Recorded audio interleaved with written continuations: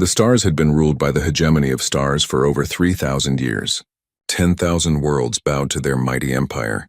The Vorthak species led this empire with iron claws and cold logic. They were 8 feet tall with gray skin like stone and eyes that glowed red in the dark. Every species in the galaxy knew to fear them. The Vorthak believed they were perfect. They had never lost a war. They had never met a species that could stand against them. When they found new worlds, the people there would look at their massive ships and surrender within hours. It had always been this way. Today was different. Today they had found Earth. Admiral Zethkar stood on the bridge of his flagship, the Eternal Dominion. The ship was 3 miles long and carried enough weapons to destroy planets. Around him, thousands of other ships waited in perfect formation. The Ninth Fleet was the pride of the hegemony. It had never been defeated. "Admiral," his communications officer said, "we have made contact with the human homeworld." Zethkar's red eyes glowed brighter. "Show me." The main screen lit up with an image of a blue and green planet. It looked peaceful. Pretty, even. Zethkar had destroyed many pretty planets. "The humans have only one world," his science officer reported. "They have been in space for less than 100 years. Their technology is very basic. They have no shields, no energy weapons, no quantum drives." Zethkar laughed. It sounded like grinding metal. "And their military? Small, very small. We count perhaps 50 ships total. Most are tiny. Only one appears to be a warship of any real size." "One ship?" Zethkar could not believe it. "These humans think one ship can fight our entire fleet?" "It appears so, Admiral. The ship is called the Defiance. It is currently moving toward our position." Zethkar studied the image of the human warship. It was perhaps half a mile long, tiny compared to his flagship. It looked crude, with thick armor plating and strange angles. Human engineering was clearly inferior. "Open a channel to this Defiance," Zethkar ordered. "Let us end this quickly." The screen changed to show the bridge of the human ship. Zethkar expected to see a cowering primitive. Instead, he saw a human female sitting calmly in a command chair. She had dark hair pulled back and sharp green eyes. She wore a simple uniform with the rank of commander on her shoulders. "I am Admiral Zethkar of the Hegemony of Stars," he announced. "You will surrender your world immediately. This is not a request." The human woman looked at him without fear. "I am Commander Elena Vasquez of the Human Federation ship Defiance. We do not surrender." Zethkar was surprised. No species had ever refused surrender on first contact. "You do not understand, human. We have destroyed civilizations far more advanced than yours. You have one small ship. We have over 50,000. Surrender now and your people will be slaves. Refuse and they will be extinct." Elena leaned forward in her chair. "Let me make something clear, Admiral. Humans don't bow to anyone. We've been fighting for our freedom for thousands of years on our own world. We're not about to stop now." "Impossible," Zethkar hissed. "No species fights the hegemony. It is death." "Maybe," Elena said with a small smile, "but we'd rather die free than live as slaves. Besides, you haven't won yet." Zethkar looked at his officers. They seemed as confused as he was. This was not how first contact was supposed to go. "Human, you cannot be serious. Look at my fleet. Count my ships. You have no chance, and I've looked," Elena replied. "Nice fleet you have there. Must have taken a lot of time to build all those ships." 300 years of construction," Zethkar said proudly. "The finest warships in the galaxy." "Well," Elena said, still smiling, "it's going to be fun taking them apart." The transmission cut off. Zethkar stared at the empty screen. In 3,000 years of hegemony expansion, no one had ever spoken to him like that. The bridge was silent. His officers waited for orders. "Sir?" his tactical officer finally asked. "Your orders?" Zethkar's red eyes burned with anger. "Signal the fleet. All ships prepare for battle. We will make an example of this human arrogance that will be remembered across the galaxy." "Sir, perhaps we should offer one more chance to surrender," his communications officer suggested. "Standard protocol requires—" "No!" Zethkar slammed his clawed fist on his command chair. "These humans wish to fight? Then they will learn what happens when primitives challenge their betters. Target their ship. Destroy it completely." "Admiral," his science officer said carefully, "our scans show the human ship is moving toward the asteroid belt.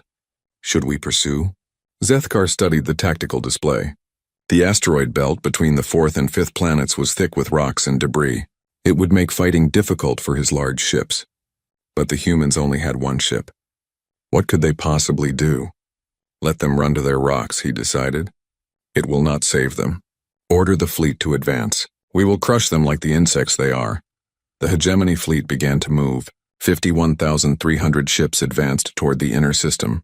Each ship carried crews who had never known defeat. They had conquered species across the galaxy. They had weapons that could crack planets and shields that could stop stars. But as they moved toward the asteroid belt, something was different. The usual fear messages from the enemy were missing. There were no pleas for mercy, no desperate attempts at negotiation. The human ship Defiance simply waited among the asteroids, silent and still. Admiral, his communications officer, reported, "We are receiving a transmission from the human homeworld." "Put it through," Zethkar ordered. Perhaps their leaders would be more reasonable than their military.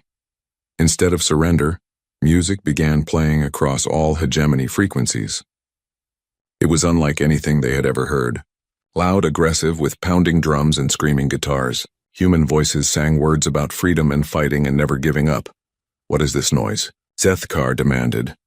"War music, sir," his cultural officer replied after running it through their translation systems. "The humans appear to be out celebrating." "Celebrating what?" "Their death?" "No, sir. The lyrics suggest they are celebrating the coming battle. They seem excited about fighting us."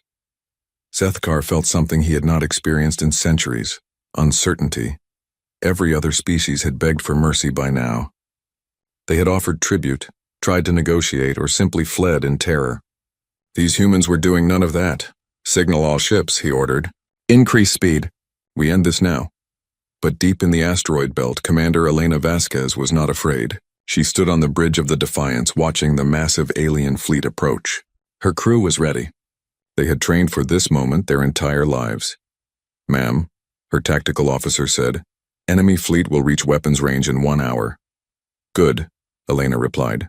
"Send a message to Earth. Tell them we're about to show the galaxy what humans are really made of." The message was simple. This is the Defiance. We go into battle with pride. Humanity will remember this day. As the hegemony fleet drew closer, Elena smiled. They thought they knew what they were facing. They thought humans were just another primitive species to be crushed. They were about to learn they were very, very wrong. The greatest military upset in galactic history was about to begin. The hegemony fleet reached the edge of the asteroid belt exactly 1 hour later. Admiral Zethkar stood on his bridge, watching the tactical display. 51,000 ships spread out in perfect formation. It was beautiful and terrifying at the same time. "Scan for the human ship," he ordered. "Sensors detect the Defiance approximately 50 kilometers ahead, sir," his science officer reported. "It appears to be waiting." Zethkar studied the image on his screen. The human ship hung motionless between two large asteroids. It looked tiny compared to the approaching fleet. Its lights were on and its engines were running, but it made no attempt to flee. One final chance, Zethkar decided. Open a channel. Commander Elena Vasquez appeared on the screen again. She looked calm, almost relaxed. Behind her, Zethkar could see human crew members working at their stations. None of them looked afraid. "Human commander," Zethkar began. "You can see my fleet. You cannot possibly believe your single ship can fight us all." "Actually," Elena replied, "I'm counting on it." "What?" Elena smiled. "Admiral, you've made this too easy. You brought your entire fleet to one location. You're all bunched up together. You're following predictable formations, and you're about to enter an asteroid field where your big ships will have trouble moving." Zethkar felt his anger rising. "Human arrogance will not save you. My ships have the finest weapons in the galaxy." "I'm sure they do," Elena agreed. "But do you know what you don't have?" "What?" "Experience fighting someone who fights back." The transmission ended again. Zethkar clenched his claws. "All ships advance. Target the human vessel. Fire when in range." The fleet moved forward into the asteroid belt. The smaller ships led the way, weaving between the floating rocks. The larger ships followed more carefully, their massive hulls barely fitting between some of the asteroids. "Sir," the tactical officer announced, "we have weapons lock on the human ship." "Fire!" 1,000 energy beams and plasma bolts streaked through space toward the Defiance. The barrage was enough to destroy a small moon. But when the light faded, the human ship was gone. "Where did it go?" Zethkar demanded. "Unknown, sir. It simply vanished. Ships do not simply vanish. Find it." The hegemony fleet spread out through the asteroid belt searching. Their sensors swept back and forth looking for any trace of the human ship. For 10 minutes they found nothing. Then the Defiance struck. It appeared from behind a large asteroid moving fast. Before the hegemony ships could react, it fired a spread of missiles at 3 scout ships. The weapons looked primitive, like simple metal projectiles, but they struck with devastating force, tearing through armor and shields like paper. 3 hegemony ships died in explosions of fire and metal. "Return fire," Zethkar screamed, but the Defiance was already gone, vanishing behind another asteroid. Energy beams struck empty space where it had been. How is this possible? Zethkar's science officer was checking his instruments frantically. "Sir, I cannot understand how they are hiding from our sensors. It does not matter. Find them and destroy them." But finding the human ship proved harder than expected. The Defiance appeared and disappeared like a ghost. It would emerge from behind an asteroid, destroy 1 or 2 hegemony ships, then vanish again before return fire could reach it. Each attack was different. Sometimes the human ship used missiles. Sometimes it used energy weapons that cut through armor like knives. Once it actually rammed a hegemony cruiser, using its thick armor to crush the alien ship's bridge before disappearing into a cloud of asteroid debris. "Sir," the tactical officer reported after the 7th attack, "we have lost 23 ships. The human vessel appears to be undamaged." Zethkar could not believe what he was hearing. 23 ships? How is one small vessel destroying our ships? "They are using the asteroids for cover, sir." "And their weapons?" "They seem to adapt to whatever target they are engaging. Against our heavy cruisers, they use armor-piercing projectiles. Against our fighters, they use widespread energy bursts." "Sir!" The communications officer looked up from his station. "The humans are broadcasting again. Put it through." This time it was not Elena's voice. It was that terrible human music again, even louder than before. But mixed with the music were other sounds. Human voices laughing, cheering, having fun. "They are enjoying this?" Zethkar asked in disbelief. His cultural officer nodded. "The transmission suggests the human crew considers this a form of entertainment. They appear to be playing? They are playing with my fleet?" Another alarm sounded. The Defiance had struck again, this time destroying a supply ship and 2 escorts. The human ship appeared to dance between the asteroids, moving in ways that should have been impossible. It spun and twisted, using the gravity of the larger rocks to change direction suddenly. "Sir," his tactical officer said quietly, "the human ship is not just hiding behind asteroids. It is using them as weapons." "What do you mean?" The officer pointed to his display. "Here, sir. The human ship fired at this asteroid, causing it to break apart. The debris struck our formation, damaging 6 ships.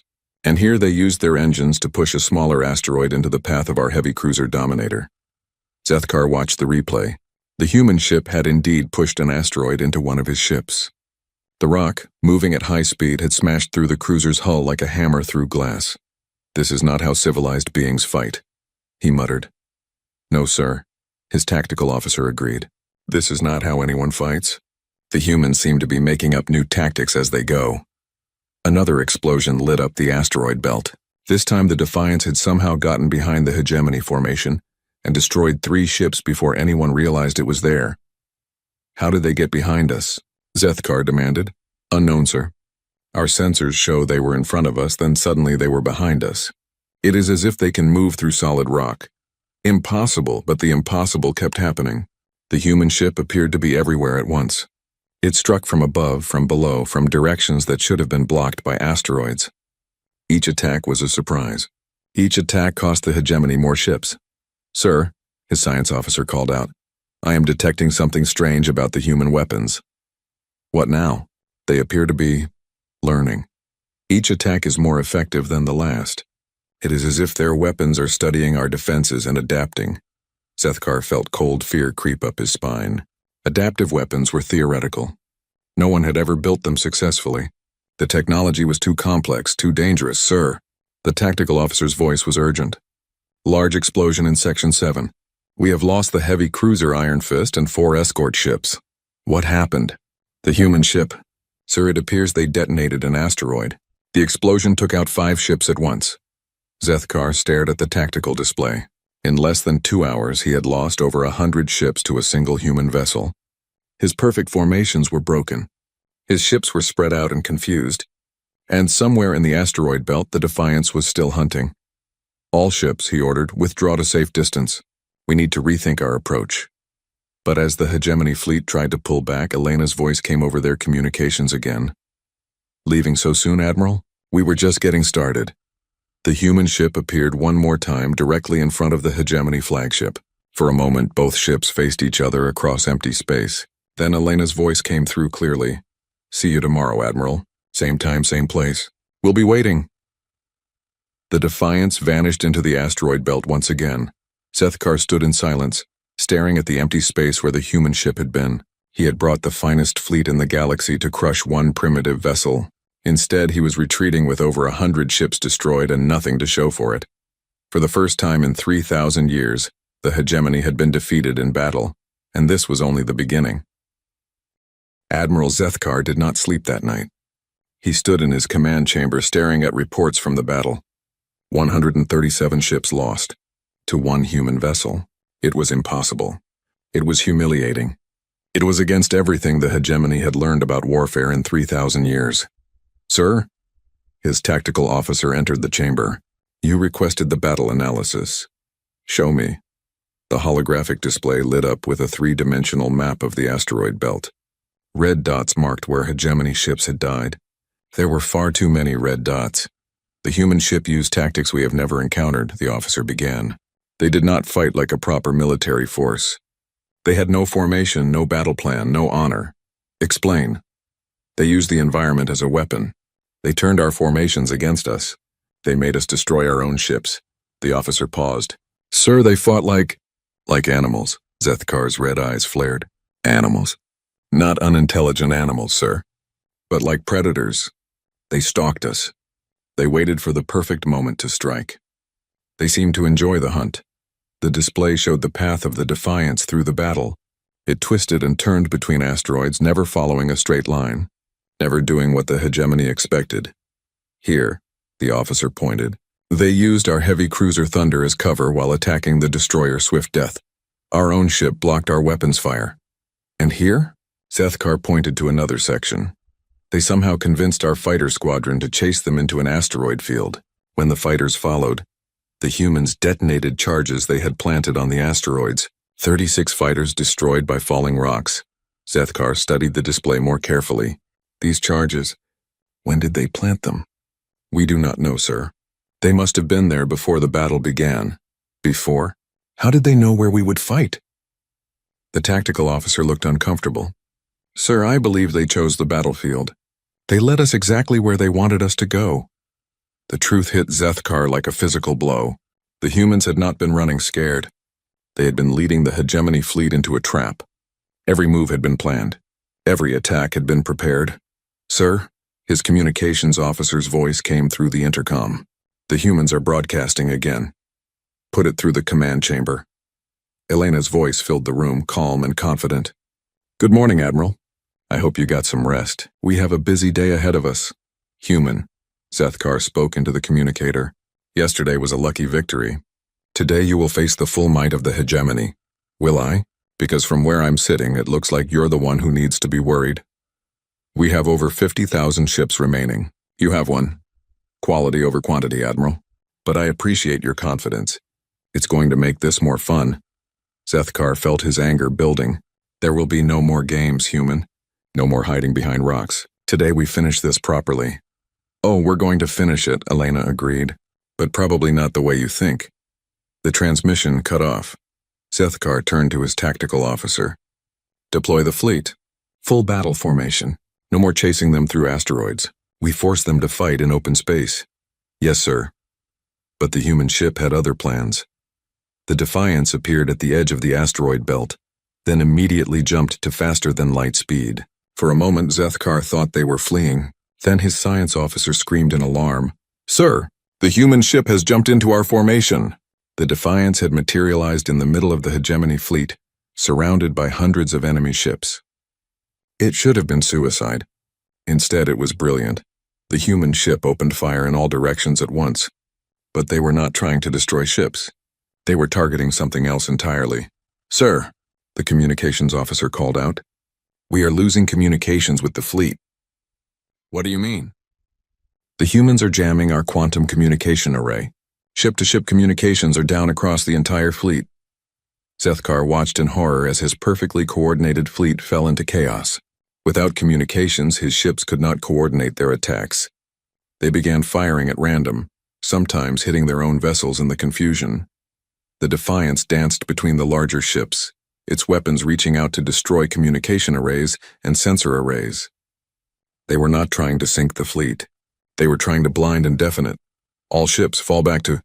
Zethkar began, then realized his words were not reaching anyone. His own flagship's communications were down too.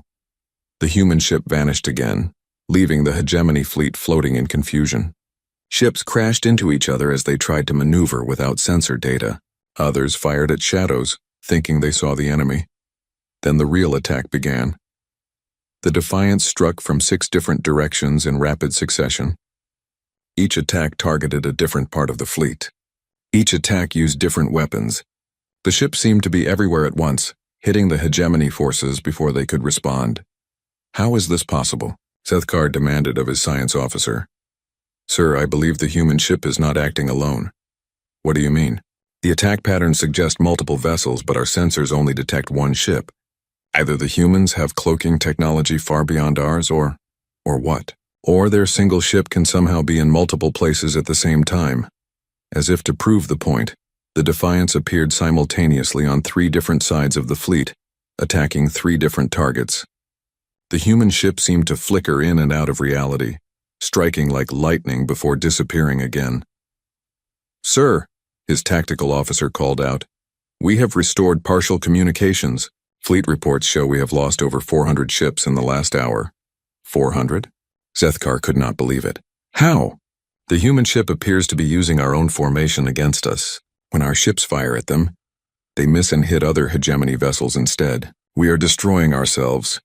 Zethkar watched the tactical display in growing horror. His fleet was spread across millions of cubic kilometers of space. But somehow the single human ship was attacking all of them. The red dots marking destroyed hegemony ships were appearing faster than he could count. Sir, his science officer called out urgently. I am detecting massive energy readings from the human ship. What kind of energy? Unknown, sir. But the readings are impossible. No ship that size should be able to generate that much power. On the display, the Defiance suddenly blazed like a small star. Energy weapons reached out from it in all directions, striking dozens of hegemony ships at once. But these were not normal energy weapons. They curved and twisted through space, seeking targets like living things. Smart weapons, Zethkar whispered. They have smart weapons. The energy beams hunted down hegemony ships like predators chasing prey. They dodged defensive fire, slipped around shields, and struck with deadly precision. Each beam seemed to know exactly where to hit to cause maximum damage. Sir, his tactical officer reported, the human ship is broadcasting again. Put it through. This time it was not Elena's voice. It was a different human, male, speaking in a calm, technical tone. Hegemony forces, this is Lieutenant Commander Chen of the Defiance. We are offering you one chance to surrender. Lay down your weapons and prepare to be boarded. Continued resistance is futile, Zethkar found his voice. Surrender? You want us to surrender? Admiral, Elena's voice joined the transmission. You've lost over 600 ships in the last 2 hours. We've lost nothing. Your communications are down, your formations are broken, and we're just getting warmed up. Be smart. Never. The hegemony does not surrender to primitives. Your choice, Elena replied. Chen, show them what happens when they choose unwisely. The Defiance suddenly split apart. Zethkar watched in shock as the human ship separated into dozens of smaller vessels. Each one began attacking a different part of his fleet. The single ship had become a swarm of fighters, each one moving with impossible speed and agility. It was never one ship, he realized. It was a carrier. They have been fighting us with a single carrier and its fighters. But even that was not the whole truth. As he watched, the smaller ships began to combine and separate in different configurations. Sometimes they formed larger ships. Sometimes they split into even smaller ones. The humans had built a modular fleet that could reshape itself for any battle. Sir, his communications officer said quietly, fleet status report.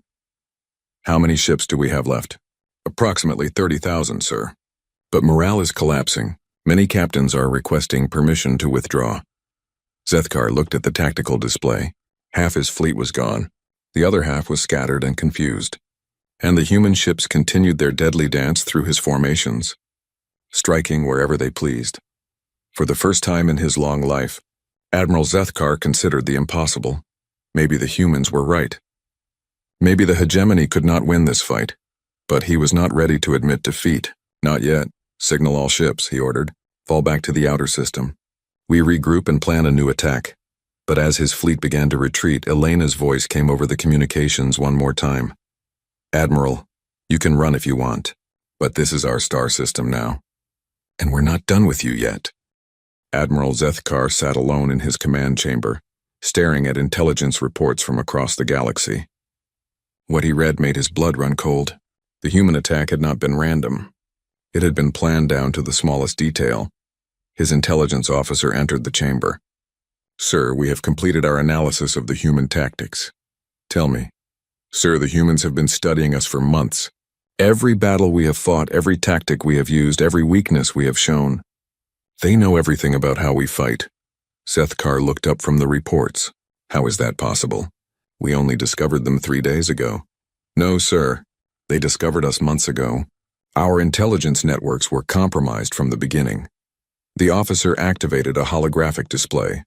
It showed hegemony space with thousands of red dots marking their major worlds and fleets. The humans have been watching us, sir. Small ships, nearly invisible to our sensors. They have recorded our communications, our battle plans, our troop movements. They know our empire better than we do. Zethkar felt a chill run down his spine. You mean they planned this entire battle? Not just the battle, sir. The entire war. Look at this. The display changed to show human space, but it was not empty as they had believed. Hidden bases appeared on the map. Secret shipyards. Massive weapons platforms. The humans had been preparing for war while pretending to be peaceful. How many ships do they really have? Zethkar asked. Unknown, sir. But our estimates suggest at least 10,000 combat vessels, all hidden until now. 10,000? But our scouts reported only 50 ships total. The humans showed us what we wanted to see, sir. While we were looking at their primitive merchant vessels, they were building a war fleet in the shadows. Zethkar stood and walked to the viewing window. Outside, the remains of his fleet hung in space. 30,000 ships, half his original force. Still the largest military formation in the galaxy, but somehow it felt small and vulnerable. Sir, his communications officer entered the chamber. We are receiving a transmission from the human homeworld. Put it through. Elena appeared on the display, but she was not on the bridge of the Defiance. She stood in what looked like a military command center. Behind her, dozens of humans worked at control stations. The room was massive, suggesting the command center was underground or inside a large ship. Admiral, Elena began, I thought you should know what you're really fighting. Speak. You've been studying other species for 3,000 years. Conquering them, learning from them. But you made one mistake. You never learned to study a species that was studying you back. Elena gestured to the stations behind her. While your scouts were counting our merchant ships, we were learning everything about your empire. Your technology, your tactics, your weaknesses. We have no weaknesses, Zethkar replied, but his voice lacked conviction. Everyone has weaknesses, Admiral. Yours is that you think the same way all the time. You follow the same patterns, use the same formations, make the same assumptions. The display changed to show a tactical analysis of hegemony battle doctrine. Everything was there. Formation patterns, communication protocols, standard responses to different situations. You see, Elena continued, every species you conquered was afraid of you. They panicked. They made desperate choices. They never had time to learn how you really fight. And you did? We've had months, Admiral. Months to watch you, to learn you, to prepare for you. Elena smiled, and for the first time, Zethkar saw something in her eyes that made him truly afraid. It was not fear or anger. It was confidence. Complete, absolute confidence. You want to know what makes humans different? She asked. It's not our technology. It's not our weapons. It's how we think. Explain. Every other species you conquered evolved on worlds where they became the dominant predator early. They learned to think like rulers, like leaders, like the species in charge. Elena's smile grew wider. Humans are different. We spent millions of years as both predator and prey. We learned to hunt, but we also learned to hide. We learned to fight, but we also learned to run. We learned to lead, but we also learned to follow. What does this mean? It means we can think like you, Admiral. We understand how rulers think. But you can't think like us. You don't understand how survivors think. The display changed again, showing a map of the galaxy. But now it was not the hegemony map Zethkar knew. It was a human map, showing every weakness in the hegemony empire, trade routes that could be cut, communication networks that could be destroyed, worlds that could be isolated. Your empire looks strong from the outside, Elena said, but it's actually very fragile. It depends on constant communication, constant supply lines, constant control. Our empire has stood for 3,000 years because nobody ever attacked it properly. Every species you conquered tried to fight you head-on. Ship to ship, fleet to fleet. That's not how you defeat an empire. Elena gestured to her staff. You defeat an empire by cutting its nerves, destroying its ability to communicate, breaking its supply lines, turning its strength into weakness. You cannot seriously believe you can defeat the entire hegemony with one ship. One ship? Elena laughed. Admiral, we haven't been fighting you with one ship. We've been fighting you with information. The display changed to show real-time data from across hegemony space. Ship movements, resource allocations, military deployments. Everything the hegemony was doing, the humans could see. While you've been focused on our military, we've been infiltrating your information networks. Every message you send, we intercept. Every order you give, we hear. Every plan you make, we know about before your own officers do. Zethkar felt his world collapsing around him. Impossible. Our quantum networks are unhackable. By your technology, yes. But human technology works differently. We don't try to break your codes. We don't try to hack your systems. We just listen very carefully and learn to understand what we hear. Elena pointed to one of her technicians. Ensign Rodriguez there speaks 17 alien languages and understands 43 different communication protocols. Lieutenant Kim can predict hegemony fleet movements 3 days in advance just by analyzing your supply requests. This is not how civilized species fight. No, Elena agreed. This is how humans fight. We use every advantage we can find. We break every rule that gets in our way. We fight to win, not to be honorable. The display showed the current position of the hegemony fleet, but it also showed something else. Human ships, hundreds of them moving into position around the galaxy. They had been hidden, but now they were revealing themselves. Admiral, Elena said softly, you came to our system with 50,000 ships to conquer one world. You thought it would be easy, but you made a mistake. What mistake? You assumed we would fight fair. Suddenly, every display in Zethkar's command chamber went dark. Emergency lighting kicked in. His officers called out in alarm as their instruments failed. Sir, his communications officer shouted. We have lost all contact with the fleet. How? Unknown, sir. All communication systems have failed simultaneously. On the main display, Elena's image flickered but remained stable. Somehow the humans could still transmit to them even though their own systems were down. Don't worry, Elena said. Your systems will come back online in a few minutes. We just wanted your attention, and what did you do? We activated a small virus we planted in your quantum network months ago. It's not permanent. Think of it as a demonstration. Zethkar felt panic rising in his chest. You infected our entire communications network? Not just communications, Admiral. Power systems, navigation, life support, weapons. Everything connected to your quantum network has been mapped and analyzed. And if we wanted to, we could shut it all down permanently. The lights came back on. The displays reactivated. Communications were restored. But now Zethkar knew it was only because the humans allowed it. Your entire empire depends on the quantum network, Elena continued. Every ship, every station, every world. Cut the network and your empire collapses in hours. You would not dare. Billions would die. You're right. We won't shut down life support or medical systems. We're not monsters. But everything else? Military systems? Government communications? Economic networks? Those we can turn off whenever we want. Elena leaned forward and her voice became very serious. Admiral, you came here to conquer us. But you walked into a trap that has been waiting for you for months. Your fleet is surrounded. Your empire is compromised. Your technology is useless against ours. What do you want? Complete surrender. Immediate withdrawal from all conquered worlds. the dissolution of the hegemony empire, and a promise that your species will never again attempt to conquer another. Zethkar's red eyes blazed with fury. Never! We will fight to the last ship! Will you? Elena smiled sadly. Check your tactical display, Admiral.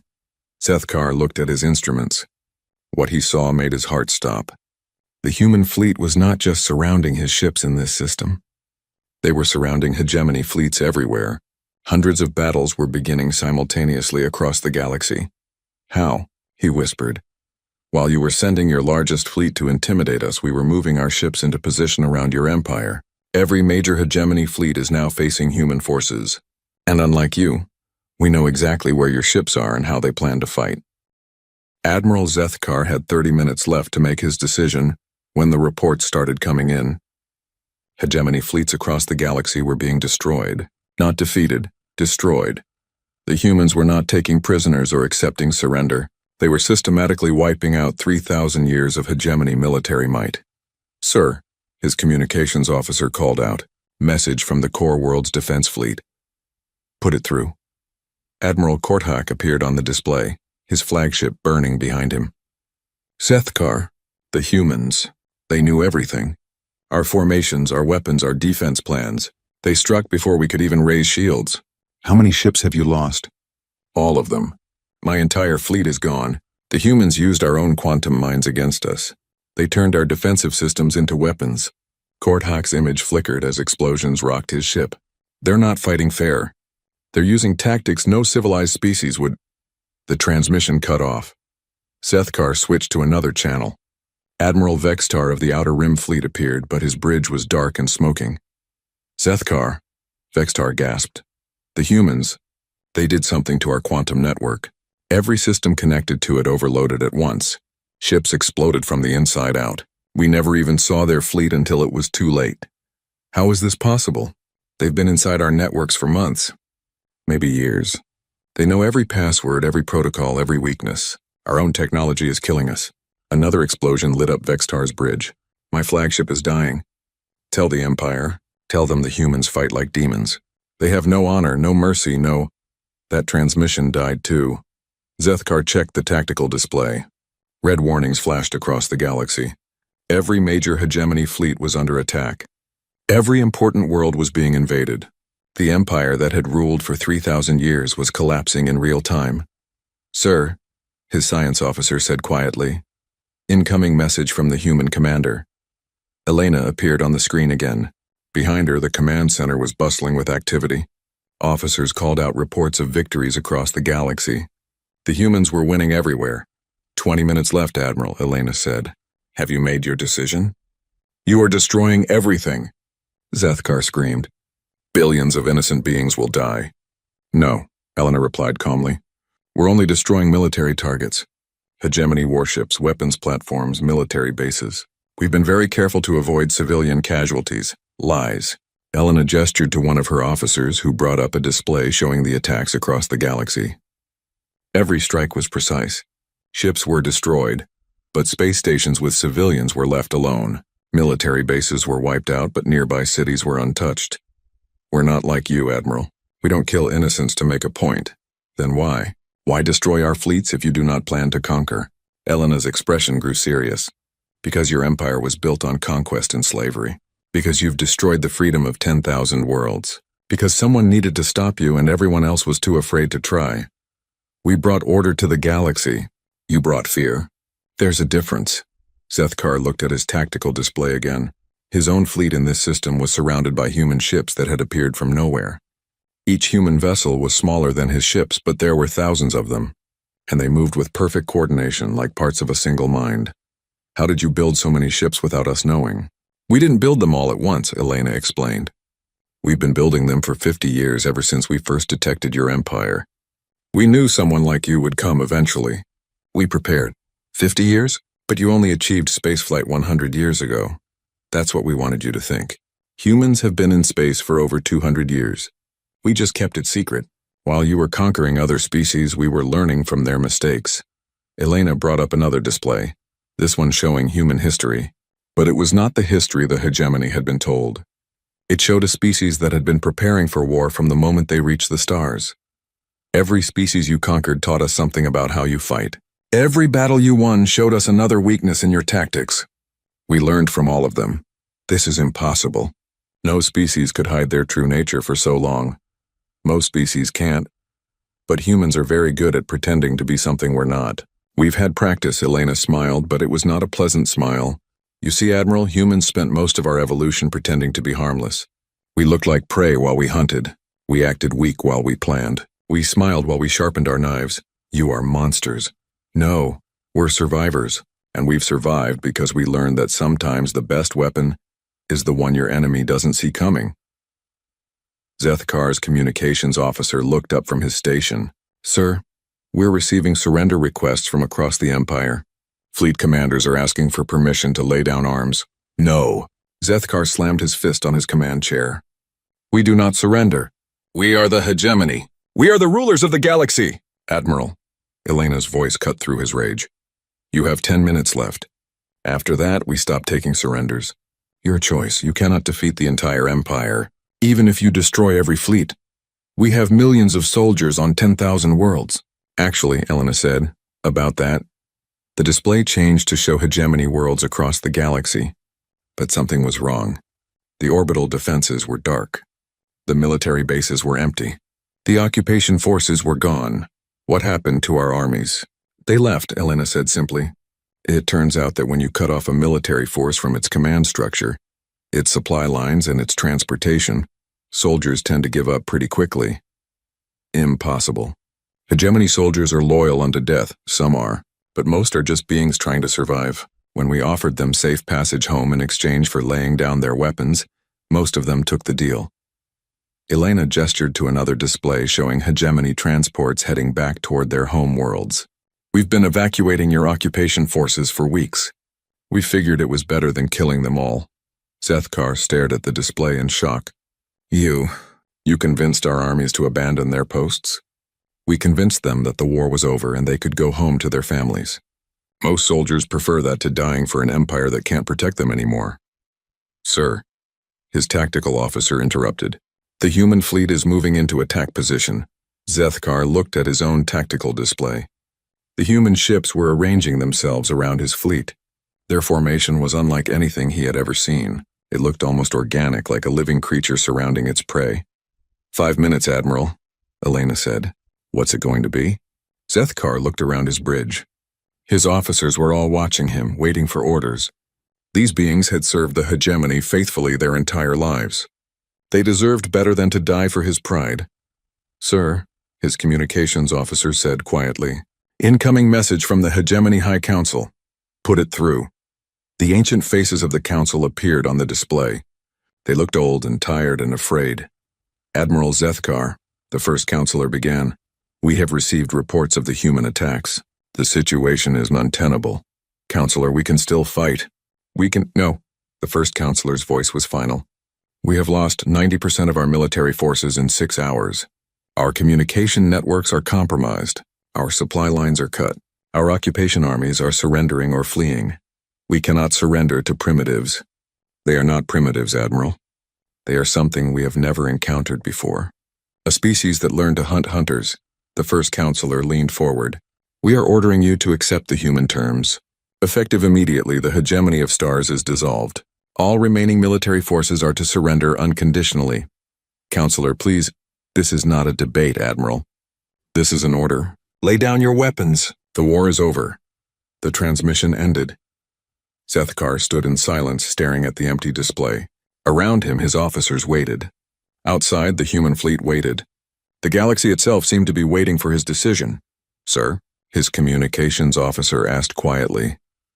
Zethkar closed his red eyes and felt the weight of 3,000 years of history pressing down on him. The hegemony had been the greatest empire in galactic history. They had brought order to chaos, civilization to barbarian worlds, peace through strength. And now it was over, ended by a species they had dismissed as harmless primitives. Open a channel to the human fleet, he said finally. Elena's face appeared on the screen once more. Yes, Admiral, The hegemony accepts your terms. All hegemony forces will lay down their weapons and surrender unconditionally. Thank you, Admiral. You made the right choice. Sethkar looked at her one last time. Tell me, human, what happens now? Now we help the species you conquered rebuild their worlds. We make sure they stay free.